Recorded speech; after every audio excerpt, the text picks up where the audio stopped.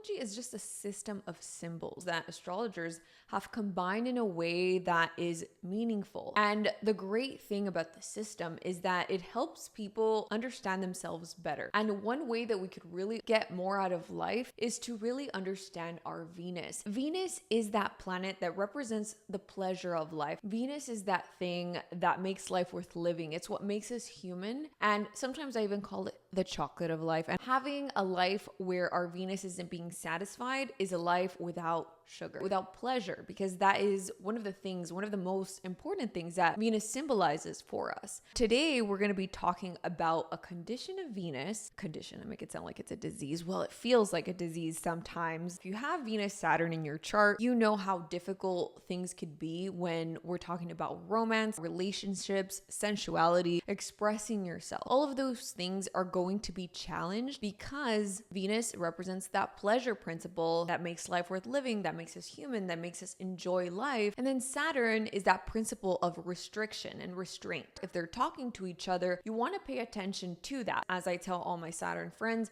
you're walking with Saturn all of your life. So it will behoove you to become familiar with that figure in your life so that you can get the most out of your Venus. So if Saturn is your special friend, then you really have to become familiar with this old man. And the way that I have become familiar with the planets over the years is by personifying them. I was also an English teacher, so I have like this thing with personification and imagery, right? So Saturn would be this old man because Saturn rules old age. What I always tell my clients is he's trying to keep you safe because he rules old age. He wants you to live like a really good old life. So he protects you. In his mind, he thinks he's protecting you by keeping you from things, by really building a wall between you and whatever it is that he's involved with.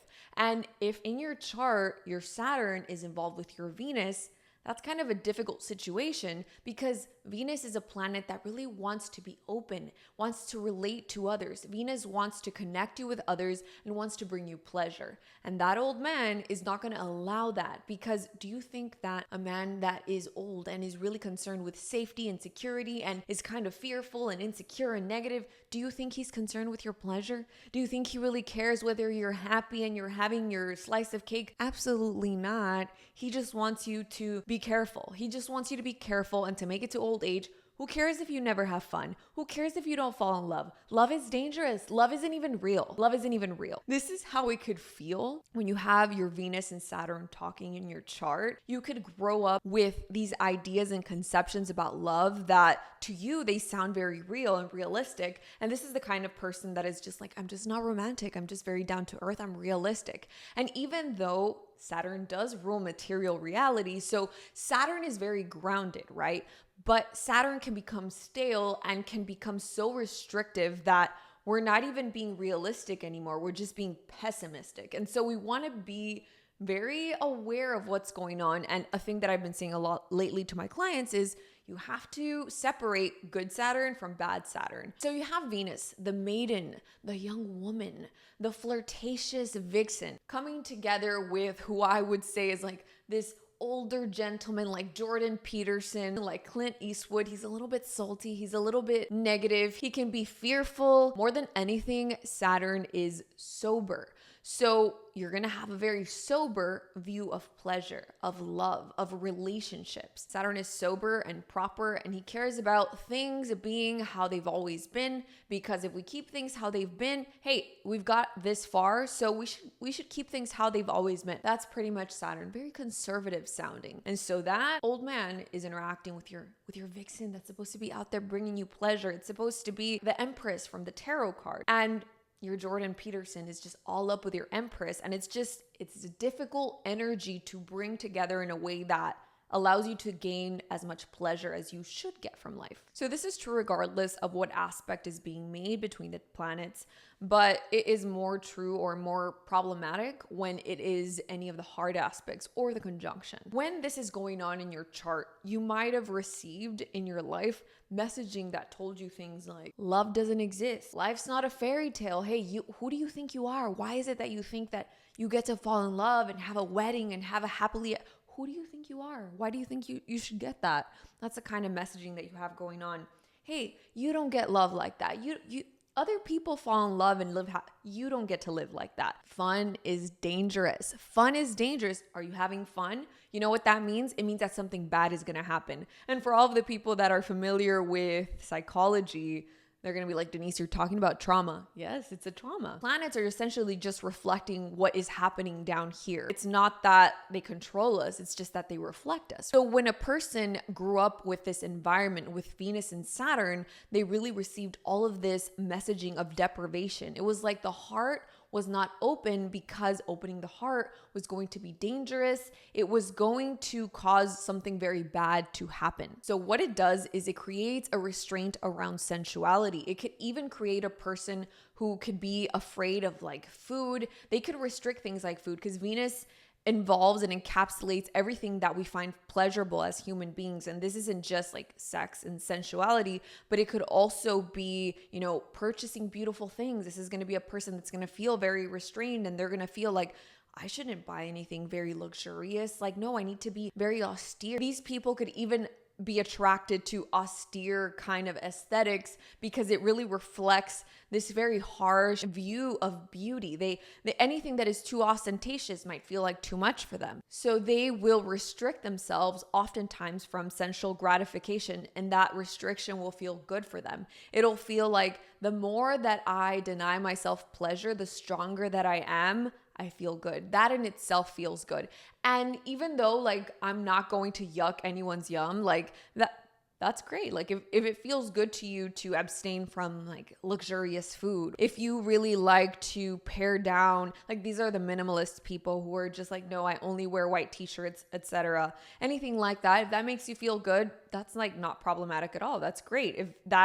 You're saving money. That's fantastic. You're not being a consumerist. That's fantastic. But if your Venus Saturn goes into the realm of, why would I get involved in relationships if like love isn't real?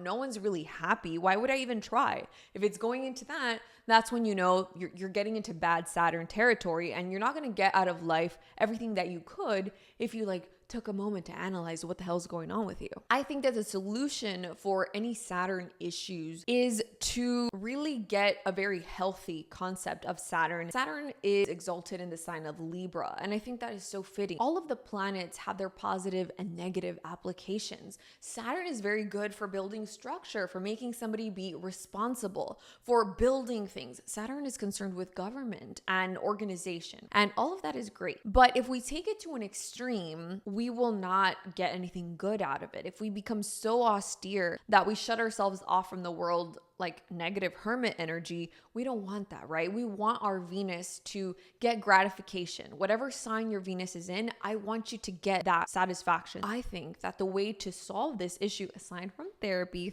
is always fantastic. We need, as Saturn people, we need to be very familiar with good Saturn and bad Saturn. I can't tell you what that is because it's going to be different for every person. I've made other videos about Saturn, so I'll put them here. But I also have a workshop on all of the symbols in astrology in a way that is practical. One of my biggest goals with every single client that I have, I always go off on my spiel about how I want them to learn more astrology because it's just such a useful way of understanding the world, and it helps us give meaning that allows us to fix things. And so if your Saturn is being problematic, I really encourage you to learn more about Saturn and learn where it comes from and learn a healthier image of that Saturn. I want you to go from bad Saturn, like no one's happy and like love isn't for you, like love doesn't exist, buddy. The only thing, this was me before, I used to say things like, love isn't real. The only thing real is money. That is very Venus Saturn. I want you to go from that to a place that is healthy Saturn, where Venus Saturn in its healthy state, that is commitment. That is love is a promise that you make and you keep. That is Venus Saturn that is healthy and good. And I know that if you are a balanced Saturn person, if you get that Saturn to be working in a way that is good for you, you're going to have relationships that are going to be very real. Saturn, remember I said, it rules material reality. So you want relationships that are real. And what do I mean by that? Somebody who's going to be there for you in the long run, somebody who's going to be there in sickness and in health. You know, these are like kind of sound like marriage. Marriage is very Venus Saturn to me. Marriage in itself, it's a freaking contract. It's a piece of paper that you sign with somebody. You know, ideally you want that piece of paper to really mean something and to really bind people together. Some people find that entirely unromantic. I do not. Make sure you give me a thumbs up. If you would like to learn more about my workshops and what's going on with me, head on over to my website. I also offer a limited number of readings every month. I want to continue creating my courses and my workshops because that is really what I love to do. But yes, I still offer a limited number of readings every single month. So guys, I'll see you in the next video. I hope you like it and I love you. Bye.